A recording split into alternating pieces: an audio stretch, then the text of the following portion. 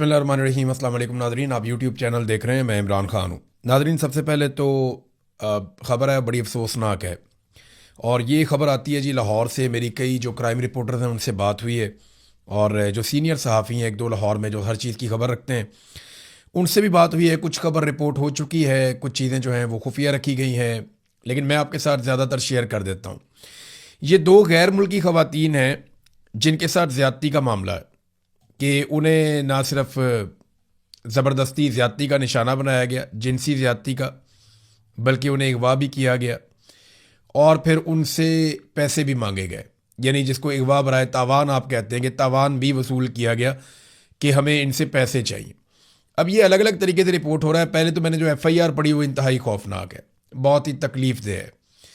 ये गैर मुल्की ख़वातीन कौन है? अगर मैं एक सीक्वेंस के साथ आऊँ तो कहानी असल में ये है कि रज़ा डार नाम का एक शख्स है।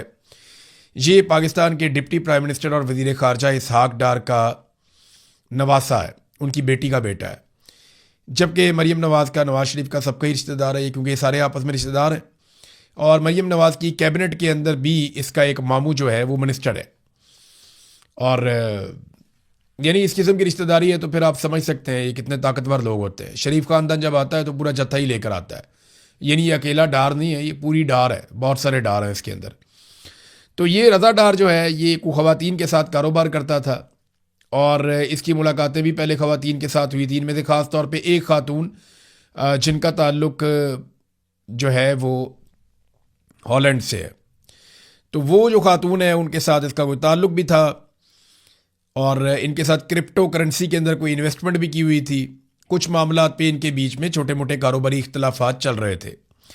तो रज़ा डार ने, जो इसहाक डार का नवासा है, उसने वीज़े अरेंज किए दो ख़वातीन के लिए, क्योंकि इसको पाकिस्तान बुलवाया गया और साथ ये कहा गया ख़ातून को कि उसने कहा जी मैं अपनी एक सहेली को भी लेकर आना चाहती हूँ। वेनेज़ुएला से एक और ख़ातून थी, तो उसको भी उसने साथ ले लिया। तो ये दो ख़वातीन हैं, इनका वीज़ा अरेंज किया गया और इनके टिकट अरेंज किए गए। रज़ा डार ने और उसके बॉस ने, इन्होंने मिलकर ये किया, और फिर इन्हें पाकिस्तान में एयरपोर्ट पे प्रोटोकॉल लगवा कर रिसीव किया गया। इनके अपने गार्ड्स वहाँ पे मौजूद थे, इनका प्रोटोकॉल वहाँ पे मौजूद था। तो बड़े शानदार तरीके से इन ख़वातीन को लाया गया, फिर इनको घुमाया फिराया भी गया इस्लामाबाद, पिंडी शंडी, इधर उधर। तो ये ख़वातीन को शुरू में आइडिया था कि शायद ठीक है, मामला ठीक चल रहे हैं, लेकिन उसके बाद लेन देन के तनाज़े पर जो अब तक बात समझ आई है, इन्होंने अगवा कर लिया उन ख़वातीन को और ले जाके उनको हफ्ज़े बेजा में रख लिया। उन्हें यरगमाल बना लिया लाहौर के एक घर में, DHA में। और ना सिर्फ उन्हें यरगमाल बना लिया, बल्कि वहाँ पे और बंदे भी ले आए, और उन ख़वातीन के साथ जो है वो जबरी ज़्यादती करवाई गई, जिनमें से एक ख़ातून के साथ 3 अफराद ने जबरी तौर पे ज़्यादती की, ज़ख्मी भी किया, और बहुत नाज़ेबा, बहुत ही घटिया है वो FIR। अगर आप पढ़ें तो यानी मैं वो पढ़ के सुना भी नहीं सकता, मैं बता भी नहीं सकता, वो इतनी घटिया FIR है। अब वो क्योंकि यूरोप से और लैटिन अमेरिका से आई हुई ख़वातीन हैं, तो उनके लिए ना बोलना और लिखना कोई मुश्किल नहीं है। उन्होंने एक एक लफ्ज़ खुल के लिख दिया कि इन्होंने हमारे साथ क्या किया है और किस तरह इन्होंने हमारे साथ ज़्यादती की है। तो उन्होंने हर चीज़ जो है वो खुल कर लिख दी है। उनके मुआशरे के अंदर वो पूरा क्राइम खुलकर ऐसे ही बयान कर देते हैं। तो पाकिस्तान के अंदर तो थोड़ा लगी लिपटी के साथ बात करते हैं, बात को छुपाते भी हैं, लेकिन उन्होंने नहीं, उन्होंने सारा कुछ ही बताया। और उसके बाद जनाब वो ख़वातीन को कहा गया कि आप $15 लाख वो मंगवाएं और हमें दें। अब ये एक तरह का तावान है कि ख़वातीन वहाँ पे हफ्ज़े बेजा में हैं, उनके साथ जिनसी जबरी तौर पे ज़्यादती हो रही है और उनको धमकाया जा रहा है। उन्हें ये कहा जा रहा है कि तुम्हें मार देंगे और तुम्हारे जो ऑर्गन्स हैं, जो तुम्हारे जिस्म के आज़ा हैं अंदर से, वो निकाल के हम बेच देंगे, हम पैसा पूरा कर लेंगे। और धमकाया भी बहुत गया ख़वातीन को, उन्होंने सारा कुछ बताया उस FIR के। तो बड़ी खौफनाक FIR है। फिर जनाब उनके वालदैन से रब्ता करवाया गया ख़वातीन का कि $15 लाख का अरेंजमेंट किया जाए, $1.5 मिलियन, और वो दिया जाए रज़ा डार को और इसके बॉस को, इन लोगों को। अब ये जो खातून के वालदैन हैं उन्होंने रब्ता किया, फिर एम्बेसी के साथ रब्ता किया गया। अब मेरी इन्फॉर्मेशन के मुताबिक पुलिस ने फौरी तौर पे कार्रवाई नहीं की। ये बाद में मरीम नवाज़ ने और उनके लोगों ने ड्रामा कर दिया जी 2 घंटे के अंदर कार्रवाई कर ली, बाजियाब करवा लिया, बंदे पकड़ लिए। ये सब झूठ है।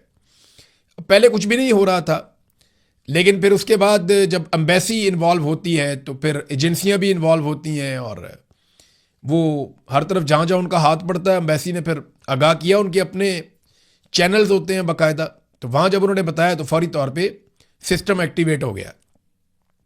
फिर पंजाब हुकूमत को डंडा आया, फौरी तौर पे पुलिस ने जाके बाजियाबी करवाई, खवातीन को बाजियाब करवाया गया वहाँ से और मुलजिमान को गिरफ्तार कर लिया गया। अब ये जो रज़ा डार है, ये जो इसहाक डार का नवासा है, बहुत करीबी रिश्तेदार है, ये पकड़ा गया और बाकी मुलजिमान भी पकड़े गए हैं और खवातीन बरामद हो चुकी हैं। उनका मेडिकल करवाया जा चुका है और मेडिकल करवाने के बाद उन्हें जुम्मे वाले दिन यानी आज के दिन वापस उनके मुल्क में रवाना कर दिया जाएगा। और मामला जो है वो कारोबारी था, क्योंकि देखें ना, इसहाक डार का ख़ानदान पूरी दुनिया में इन्वेस्टमेंट करता है।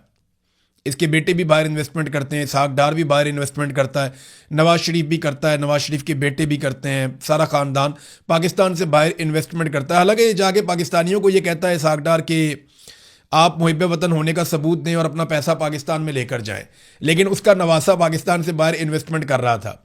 तो इसहाक डार के नवासे ने पाकिस्तान में सरमायाकारी लाने का एक नया तरीका ढूंढा कि औरतों को लेकर आओ, उन्हें अगवा करो, फिर उनका तावान मंगवाओ। तो ये एक तरह की सरमायाकारी है, इस तरह अब ये डॉलर पाकिस्तान में लेकर आएंगे। शर्म भी नहीं आती इन्हें, बिल्कुल शर्म नहीं आती। अपने इख्तियारात का हमेशा नाजायज़ इस्तेमाल करते चले आए, हमेशा किया है इन्होंने। मैं खबरें लाकर देता था एक दौर में इनके बारे में, बहुत सारी इस खानदान के बारे में, लेकिन मीडिया छापता ही नहीं था। यानी मुझे बाकायदा लिख कर दे दिया जाता था इदारे की जानिब से कि नॉट रिक्वायर्ड, कि ये खबर हम छाप ही नहीं सकते। तब सोशल मीडिया इतना नहीं था तो खबरें चलती नहीं थी। तो माफिया की तरह ये खानदान डील करता है। बहरहाल वो खवातीन आज वापस चली जाएंगी, उनका मेडिकल भी हो गया, सारे सबूत जो है वो इकट्ठे कर लिए गए। लेकिन कुछ सीनियर पुलिस एहलकारों से जब बात हुई, कुछ क्राइम रिपोर्टर्स की, तो उनको अंदाज़ा हुआ कि बहुत दबाव है। जो मुलजिम है उसे बड़े प्रोटोकॉल के साथ रखा गया है और वीवीआईपी किस्म का प्रोटोकॉल उसे दिया जा रहा है, उसे हर तरह की सहूलत दी जा रही है और ये कहा जा रहा है कि 2-4-5 दिन की बात है, मामला ठंडा हो जाएगा, तुम घर चले जाओगे। जज आसिफ का बेटा 2 खवातीन को सड़क पे कत्ल करके घर चला गया, तो ये भी घर चले जाएंगे, इसमें कौन सा कोई बहुत बड़ा प्रॉब्लम है। तो इस तरीके से इन चीज़ों को अभी तक मैनेज किया जा रहा है। बहरहाल ये एक इंतहाई अफसोसनाक वाक़या था। मैं एक सवाल करना चाह रहा था चट्टा साहब से, जो सीटीडी को हेड करते हैं, जो बहुत सारे पुलिस मुकाबले करती है पंजाब में, जिन पे बहुत शोर मचा हुआ है कि ये जाली पुलिस मुकाबले करते हैं। तो चट्टा साहब बताएं ना, इनमें से आप किसको हाफ फ्राई करेंगे और किसको फुल फ्राई करेंगे? जब आप पकड़ते हैं किसी आदि मुजरिम को या किसी भी बंदे को जो अपने इख्तियारात का और ताकत का गलत इस्तेमाल करता है, तो आप मावरा अदालत कत्ल कर देते हैं। अब आपने एक बड़े खानदान का बंदा पकड़ा है, एक बंदा तो पकड़ा भी नहीं है, वो बहुत बड़ा आदमी है, उसके बारे में मालूमात आ जाएंगी, जल्दी आ जाएंगी, वो कौन है जो बॉस है। लेकिन इसहाक डार का नवासा पकड़ा है, तो मुझे ये बताएं कि आप इसको हाफ फ्राई करेंगे या फुल फ्राई करेंगे, या फिर आप इसके नेफे में पिस्तौल चलाएंगे, करेंगे क्या आप? इसहाक डार साहब को फौरी तौर पे इस मामले को देखते हुए या तो इनको आग करें, अपने आप से अलग करें, ऐलान ला ताल्लुकी करें इस खानदान के साथ, या फिर इसहाक डार साहब जो है वो फिर रिजाइन करें। और जो इस बच्चे का मामू है, जो इसहाक डार का बेटा है, उसको भी पंजाब के अंदर मिनिस्टर लगाया हुआ है। तो इस खानदान की तो जब भी नवाज शरीफ आता है हमेशा मौजें ही लगी रहती हैं। तो सीटीडी का भी इम्तिहान है। ये तो कोई ना मेडिकल करवाते हैं, ना डीएनए करवाते हैं, ना कोई और चीज़ करवाते हैं, टक करके बंदा पार कर देते हैं। लेकिन यहाँ पे क्योंकि अमीरजादे पकड़े गए हैं तो अभी तक कुछ हमें दिखाई नहीं दे रहा। दूसरी नाज़रीन बड़ी खबर ये है कि पाकिस्तान तहरीक इंसाफ ने बिलाखिर फैसला कर लिया कि वो आज़ाद कश्मीर के इलेक्शन का बाइकआउट करने जा रहे हैं। अब ज़रा ये फैसला उन्होंने जो किया उसकी वजूहात उन्होंने बताई, वो मैं आपको बता देता हूँ। उन्होंने कहा जी, आज़ाद जम्मू और कश्मीर के अवाम के साथ हम खड़े, मौजूदा हालात में इंतखाबी अमल का हिस्सा नहीं बनेंगे और आज़ाद जम्मू और कश्मीर के अवाम की उमंगों, हक़ खुद इरादियत और जमहूरी हकूक़ के साथ गैर मुतज़लज़ल यकजहती का इजहार करते हुए मौजूदा हालात में इंतखाबात में हिस्सा ना लेने का फ़ैसला करती है हमारी जमात। ये कोई सियासी हिकमत अमली नहीं है, बल्कि कश्मीरी अवाम के साथ इजहार यकजहती और उसूली मौक़िफ़ है। आज़ाद कश्मीर इस वक्त शदीद बहरान से गुजर रहा है। हज़ारों शहरी रावला कोट समेत मुख्तलिफ इलाकों में अपने जायज़ मुतालबात के हक़ में धरना दिए बैठे हैं। हकूमती ताकत के इस्तेमाल के नतीजे में कई कीमती जानें ज़ाया हो चुकी हैं। पंजाब से आज़ाद कश्मीर को अशिया खुर्दोनोश जो खाने पीने की चीज़ें जा रही हैं, उनकी तरसील मुकम्मल तौर पर बंद है, जिसके बायस अवाम शदीद मुश्किलात का शिकार है। ऐसे हालात में कश्मीरी अवाम को मज़ीद सियासी अदम इस्तेहकाम की तरफ धकेलने की बजाय उनके मसाइल का फौरी और मुनसिफाना हल निकाला जाना चाहिए। पाकिस्तान तहरीक इंसाफ समझती है कि मौजूदा इक़दाम आज़ाद जम्मू और कश्मीर की आइनी, जमहूरी और सियासी शनाख्त को मजरू कर रहे हैं और एक ऐसा माहौल पैदा किया जा रहा है जो आज़ाद कश्मीर और मकबूजा जम्मू और कश्मीर के दरमियान मौजूद बुनियादी फ़र्क को मिटाने का बायस बन रहा है। यह तर्ज अमल पाकिस्तान की तारीखी कश्मीर पॉलिसी के लिए भी नुकसानदेह है। जब कश्मीरी अवाम खुद एहतजाज पर हों, इनकी नुमाइंदा आवाज़ों को दबाया जा रहा हो, सियासी कारकुनों के खिलाफ कार्रवाइयाँ हो रही हों, क़यादत को गिरफ्तार किया जा रहा हो, मीडिया पर कदगने हों और इजहार राय की आज़ादी महदूद कर दी गई हो, तो ऐसे माहौल में इंतखाबी अमल अपनी साख और मानियत खो देता है। यानी कोई मानी नहीं है इस इलेक्शन को करवाने में। पाकिस्तान तहरीक इंसाफ कश्मीरी अवाम की आवाज़ को नज़रअंदाज करके इक़्तिदार की सियासत नहीं करेगी। हमारी अव्वलीन तरजीह कश्मीरी अवाम के बुनियादी हकूक़ और उनके जमहूरी मुतालबात और इंसाफ पर मबनी सियासी अमल की हमायत है। बहरहाल हम इंतखाबात नहीं, अवाम के साथ खड़े होंगे। ये पाकिस्तान तहरीक इंसाफ ने एक लंबा चौड़ा और भी स्टेटमेंट है, बड़ा डिटेल के अंदर उन्होंने बताया। देखें, जो तहरीक इंसाफ का फैसला है उसको एक तबका बहुत ज़्यादा सराह रहा है। वो कह रहे हैं जी बिल्कुल बहुत अच्छा किया है, और एक तबका कह रहा है कि जी ऐसा नहीं करना चाहिए था। जो लोग कह रहे हैं अच्छा किया, उनके आर्गूमेंट ये है कि हुकूमत तो वैसे भी पाकिस्तान तहरीक इंसाफ को इन्होंने कभी भी नहीं बनाकर देनी थी। नंबर 2, ये इंतहाई मुतनाज़ इलेक्शन है जो होने से पहले ही बहुत सारे तनाज़ात में फंस गए हैं। नंबर 3 ये है कि कश्मीरी अवाम इस वक्त इलेक्शन के लिए तैयार नहीं है। वहाँ पे जुल्म और जबर हो रहा है और इलेक्शन के नाम के ऊपर चीज़ों को नॉर्मलाइज करने की कोशिश की जाएगी। और अगर पाकिस्तान तहरीक इंसाफ जैसी बड़ी जमात अपने आप को इलेक्शन से बाहर करती है तो पूरे के पूरे इलेक्शन और उसके सिस्टम के ऊपर एक सवालिया निशान खड़ा हो जाएगा। तो एक तरफ तो लोग ये कह रहे हैं कि कश्मीरियों के साथ खड़े होना चाहिए और इक़्तिदार की सियासत नहीं करनी चाहिए। जो लोग कहते हैं कि इलेक्शन लड़ना चाहिए पाकिस्तान तहरीक इंसाफ को, वो ये कहते हैं कि इमरान खान साहब खुद कह चुके हैं कि किसी भी इलेक्शन का कभी भी सियासी जमात को बाइकआउट नहीं करना चाहिए। नंबर 2, उनका आर्गूमेंट यह है कि अवामी नुमाइंदगी बिल्कुल सिफर हो जाएगी अगर पाकिस्तान तहरीक इंसाफ इलेक्शन से बिल्कुल बाहर हो जाती है। तो जो 4 सीटें उन्होंने जीतनी है वो भी उन्हें नहीं मिलेंगी और उन जमातों को मिल जाएगी, या फ्री हैंड मिल जाएगा उन जमातों को जो इक़्तिदार पे कब्जा करना चाहते हैं। तो ये इस किस्म की जो है वो दूसरी तरफ की आवाज़ है। तो मेरे ख्याल में दोनों लोगों की बात में लॉजिक है, तो वक्त साबित करेगा कि फैसला ठीक था या गलत था। लेकिन मेरे ख्याल में इन इंतखाबात के ऊपर एक बहुत बड़ा सवालिया निशान लग गया है। तो अब इलेक्शन पे पैसे ज़ाया करने की बजाय ना आसिफ अली जरदारी, नवाज शरीफ, फजलुर रहमान और अलीम खान, ये 4 बंदे बैठे और आपस में सीटें तकसीम कर लें। वो मुस्लिम कॉन्फ्रेंस वाले को भी बिठा लें साथ, तो आपस में सीटें तकसीम कर लेंगे, ये तेरी, ये मेरी, ये तेरी, ये मेरी, और अपने वजारतें और वजारत आला और ये सारा तकसीम कर लें। इतना पैसा क्यों खर्च करना है इलेक्शन पे, जब पूरा का पूरा इलेक्शन एक ही जमात लड़ रही है। ये सारे एक जमात हैं, यानी IPP भी वही है, पीपल्स पार्टी भी वही है, PMLN भी वही है, तो फजलुर रहमान भी वही है। अब इनके तो इंटरनल इलेक्शन हो गए ना, बाहर से तो कोई इलेक्शन लड़ ही नहीं रहा। इनके खिलाफ तो ना कोई अवामी पॉलिटिकल पार्टी है और ना इनके मुकाबले में कोई इलेक्शन हो रहा है। लिहाजा ये तो वन साइडेड है। तो आपने अगर आपस में इलेक्शन लड़ना है तो लड़ने की बजाय घर में बैठ के आप फैसला कर लें, सीटें आपस में आप बांट लें, ताकि कौम का पैसा भी बच जाए और पाकिस्तान का और कश्मीरियों का वक्त भी बच जाए। बहरहाल तहरीक इंसाफ ने यह फैसला कर लिया है। फैसला किस तरह का आने वाले दिनों में पता चलेगा। सोहेल अफरीदी साहब का यह पता चला कि जो उन्होंने स्टेटमेंट दिया कौमी कॉन्फ्रेंस जो थी जेलों में इस्लाहात के हवाले से, वैसे ये मजाक ही किया गया पाकिस्तानियों के साथ। चीफ जस्टिस ऑफ पाकिस्तान को थोड़ा सोचना चाहिए था और कॉन्फ्रेंस करवाने वालों को शर्म आनी चाहिए थी कि क्या करने जा रहे हैं वो। यानी कोई पाकिस्तान में जेलों की हालत है जो आप इस्लाहात की बात कर रहे हैं। सबसे बड़ा कैदी पाकिस्तान का इमरान खान है जो साबिक वजीर आज़म है और पाकिस्तान का मकबूल तरीन रहनुमा, जिसको सबसे ज़्यादा लोगों ने जेल में होने के बावजूद वोट दिए। 8 महीने से आपने उसकी मुलाकात बंद की हुई है, उसकी आंख आपने ज़ाया कर दिया, इलाज आप उसको सही तरह करवा नहीं रहे। हर चीज़ पे आपने शिद्दत से पाबंदी लगाई हुई है। हर हफ्ते वहाँ पे एहतजाज होता है और आप कह रहे हैं जी अब जेलों के अंदर इस्लाहात लेकर आते हैं। सवाल ही पैदा नहीं होता, इनको इस्लाहात नहीं कहते। उधर जो झूठी कहानियाँ सुनाई हैं सब ने अपनी अपनी, मेरे साथ ये हो गया, मरियम नवाज ने कहा जी मेरे साथ वो हो गया। जो झूठ बोल बोल के ये जब बोलती है झूठ बोलती है। मरियम नवाज का ट्रैक रिकॉर्ड है, मैंने अपनी जिंदगी में किसी खातून को इतना झूठ बोलता हुआ नहीं देखा जितना मैंने मरियम नवाज को बोलते हुए देखा। और इस कॉन्फिडेंस के साथ मैंने कभी किसी खातून को झूठ बोलते हुए नहीं। खवातीन झूठ बोलती है ना, पकड़ी जाती है नॉर्मली, लेकिन ये इतने कॉन्फिडेंस से झूठ बोलती है कि मेरी बरतानिया तो क्या पाकिस्तान में भी कोई प्रॉपर्टी नहीं है, लंदन तो क्या पाकिस्तान में भी कोई प्रॉपर्टी नहीं है, उसकी कहां कहां प्रॉपर्टियां निकल के आ गई। आप देखें कैसा झूठ टका के बोला था। फिर कैलबी फोंट आ गया, उसके ऊपर झूठ बोल दिया। जेल की कहानियां, फ्राई पान से कपड़े इस्त्री कर दिए, झूठ बोल दिया। और जनाब मेरे साथ ये कर दिया वो कर दिया। और मैंने वीडियो खुद देखी अपनी आंखों से, मैं तो हैरान हो जाता हूं, जैसी सहूलियात इनको मैसर थी, यहां कौम को ये रोज हो गया, अजीब अजीब कहानियां सुना देते हैं।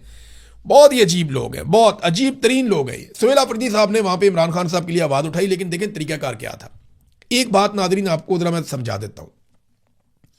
इमरान खान से मुलाकातों का एक दिन नहीं है, सिर्फ मंगल नहीं है जब बहनें जाती हैं, 2 दिन है, एक मंगल एक जुमेरात। मंगल को बहनों का दिन था, फैमिली का दिन था, और जुमेरात को पार्टी का, दोस्तों का या वकला का दिन था। तो इंटरेस्टिंग बात यह है कि मंगल को क्योंकि बहनों ने आना था, तो मंगल आज भी वहां पे एहतजाज होता है, धरना दिया जाता है। यानी जो बहनों की ड्यूटी है, बहनें करती जा रही हैं, करती जा रही हैं, करती जा रही हैं, और वो हर मंगल को आती हैं। लेकिन जो पार्टी की ड्यूटी थी कि हर जुमेरात को उन्होंने भी आना था, तो जुमेरात को आप देखें वहां कुछ भी नहीं होता, कोई भी नहीं आता। सुहेल अफरीदी चंद हफ्तों तक, यानी 10-12 हफ्तों तक गए जुमेरात को, उसके बाद अब कोई भी नहीं जाता, कोई और जाता ही नहीं है जुमेरात को। यानी आज जो लोग ये कहते हैं कि इमरान खान की बहनें इमरान खान के साथ वफादार नहीं है या वो खराबी पैदा कर रही हैं, वो सिर्फ एक बात सोचें कि बहनों के दिन पे बहनें पहुंचती हैं मंगल वाले दिन, लेकिन पार्टी के दिन पे पार्टी नहीं पहुंच रही अब जुमेरात वाले दिन, या बाकी लोग नहीं पहुंच रहे अब जुमेरात वाले दिन। तो जुमेरात वाले दिन ही ये कॉन्फ्रेंस हो रही थी ना, कौमी कॉन्फ्रेंस। तो सुहेल अफरीदी साहब को करना पता क्या चाहिए था?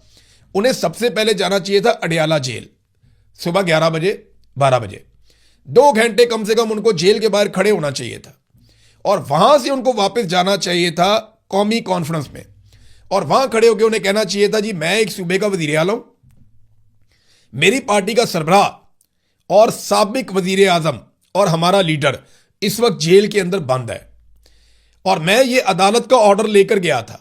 इस ऑर्डर में लिखा है कि मुलाकात करवाई जाए मेरी। तो चीफ जस्टिस साहब, मैं आपको बताने आया हूं कि मैं वहां 2 घंटे आज भी खड़ा होकर आया हूं, और लगभग 2 दर्जन मरतबा मैं पहले भी जा चुका हूं, 20 मरतबा तो मैं गया हूं वहां पे, लेकिन इसके बावजूद मेरी इमरान खान साहब से मुलाकात नहीं करवाई गई। तो जेल इस्लाहत तो बाद की बात है, पहले आप मेरी मुलाकात का हुक्म जारी करें। यह होना चाहिए था। ये तरीकाकार है ना, फंसाना है आपने उनको, ऐसे फंसाए।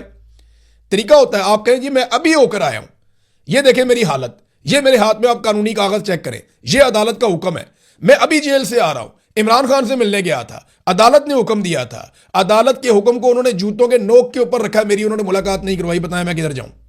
आप यहां पे जेल की इस्लाहात की बात कर रहे हैं, वहां एक मुलाकात नहीं करवा रहे, और ये वजीर आला सामने बैठी हुई है आपके।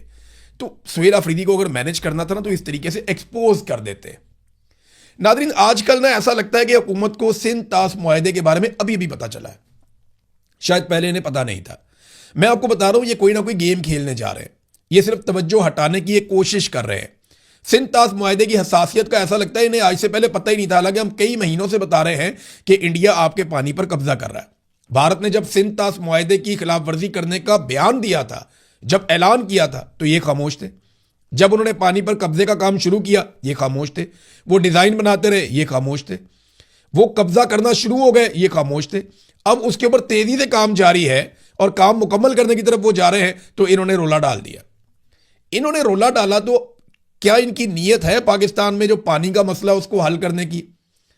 तो जो मौजूदा बजट आया ना पाकिस्तान में, इस वक्त जो बजट आया, वो बजट बताता है कि पाकिस्तान की हुकूमत की कितनी नीयत है पानी के मामलात पे, या पानी की जो किल्लत पैदा होने जा रही है उसको ठीक करने पे कितनी इनकी नीयत है। ये सिर्फ और सिर्फ सिंध ताश मुआहदे का नाम जो है ना, अपनी मशहूरी के लिए ले रहे हैं। ये सिर्फ इस मुआहदे का नाम इसलिए ले रहे हैं कि ये कोई नया एडवेंचर करके कोई तवज्जो हटाओ पॉलिसी करना चाहते हैं। सीरियस नहीं है ये। अगर ये सीरियस होते ना, तो मौजूदा बजट में पानी के सेक्टर में जो फंड्स है ना पाकिस्तान के बजट में, उनमें 27% मजीद कटौती कर दी गई है, यानी बढ़ाने की बजाय कम कर दिया गया। जितने पुराने आबी मंसूबे हैं उनको फंड्स की फरामी बहुत हद तक बंद है, और कोई एक भी नया मंसूबा पानी की बचत के हवाले से इस हुकूमत ने मुतारिफ नहीं करवाया।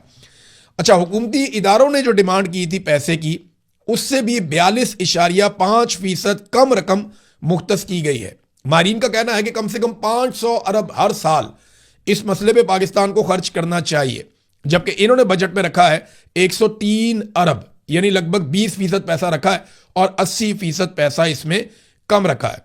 अगर इसी तरह से ये फंड देते रहे ना, और यही सिलसिला चलता रहा, तो याद रखिएगा माहिरीन के मुताबिक भाषा डैम 46 साल में, दासू हाइड्रो पावर प्रोजेक्ट 65 साल में, और कच्ची कैनाल अगले 100 साल के बाद या 1 सदी के बाद जाकर बनेगी।